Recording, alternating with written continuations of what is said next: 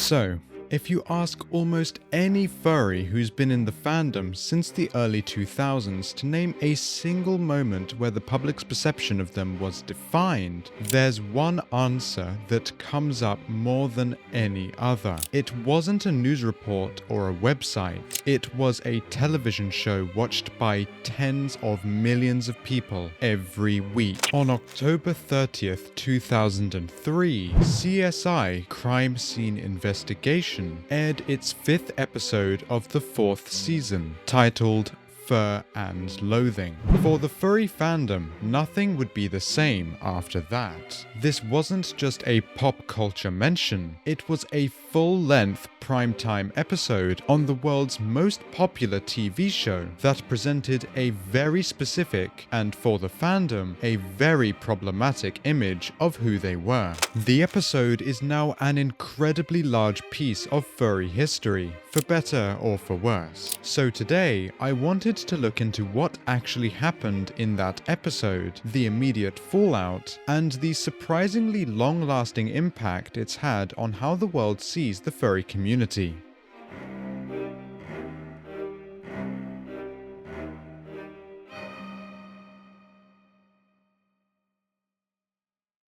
So, for a quick refresher, or if you've never heard of the episode before, it opens with the CSI team investigating the death of a man found in a cheap-looking raccoon fursuit in the Nevada desert. Their investigation leads them to a hotel hosting a furry convention called PAFCon. Almost immediately, the show leans into the most sensational aspects possible.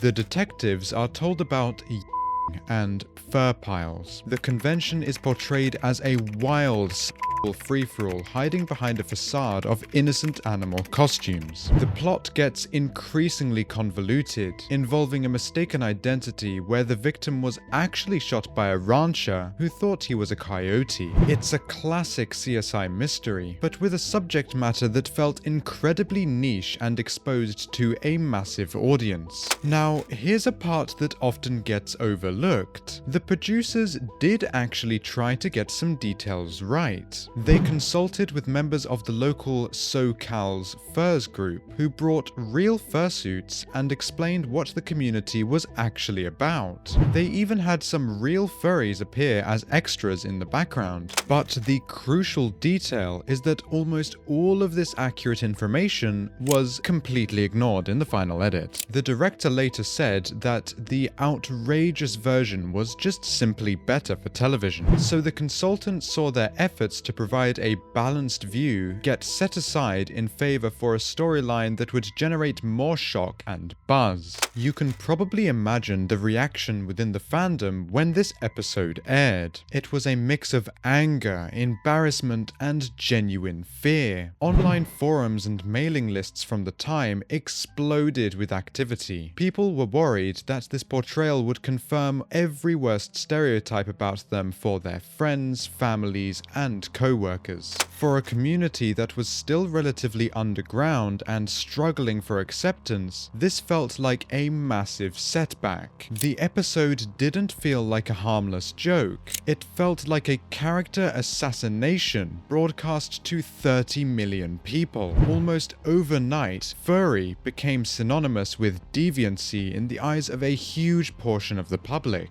all because of a single hour of television. The reaction wasn't just about being misrepresented though. It was also about the feeling of powerlessness. The fandom had tried to cooperate, to educate, and saw their input used as a research tool to create a more effectively damaging story. This created a deep-seated distrust of mainstream media that persists for many even today. In many ways, this episode forced the furry fandom to grow up quickly. It highlighted the urgent need for community-led public relations and a more cohesive effort to control their own narrative. because if they didn't, someone else would, and the results could be devastating. So, 2 decades later, what is the legacy of fur and loathing? Well, for years, it was the primary reference point for anyone outside the fandom. If you search for furry on YouTube even now, you'll find countless reaction videos and commentary videos about this specific episode. It became an inescapable part of the furry identity in the public's consciousness. But something interesting has happened over time. While the episode is still infamous, its power to define the entire fandom has weakened. The massive growth of community, the visibility of huge, well-organized conventions like Infraction, and the work of creators online have provided a much broader and more nuanced picture.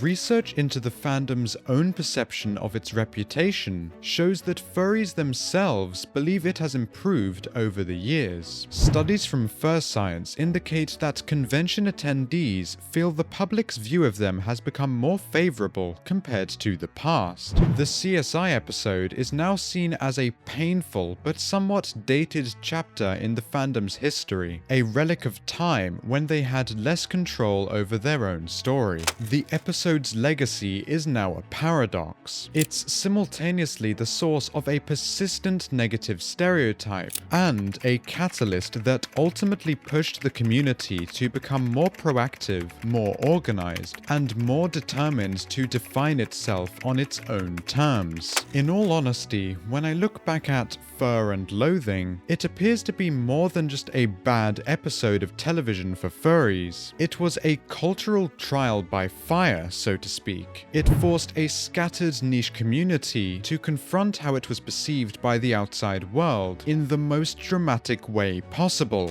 While the portrayal was undoubtedly harmful and set back public understanding for years, it also inadvertently forged a stronger sense of identity and a resolve within the fandom to not let others tell their story for them. The episode is a reminder of the power of media, but also of the resilience of a community that refused to be defined by a single hour of primetime television. Anyway, what do you think? Were you around when this episode aired? If so, what was your experience with it? I'd love to know your thoughts in the comment section below, or you can start a conversation directly with others on my Discord server at dsc.gg/skykes.